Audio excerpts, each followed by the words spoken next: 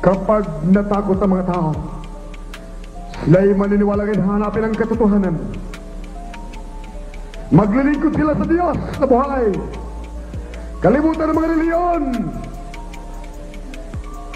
Walang ibang pangalan sa sinunang langit sukat ating kaligtas kundi ang pangalan ni Jesus. For this to live in heaven, given among men whereby we must receive, but the name of Jesus. Habang minamahal ko magkanta, ito po ang gagawin natin. Kaya ko'y manalangin, minamahal. Hindi para patigilin ang gira, hindi po makikinig ang Diyos. Ay kong manalangin.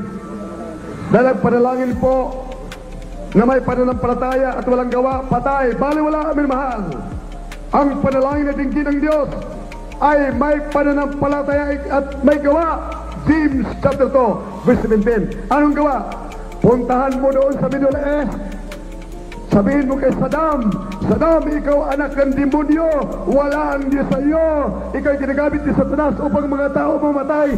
Tuloy-tuloy kasama mo sa impyerno. Maniniwala ka kay Kristo, tanggap mo si Kristo at kayo magmamana ng buhay na malanggan. Yan po ang kailangan minamahal.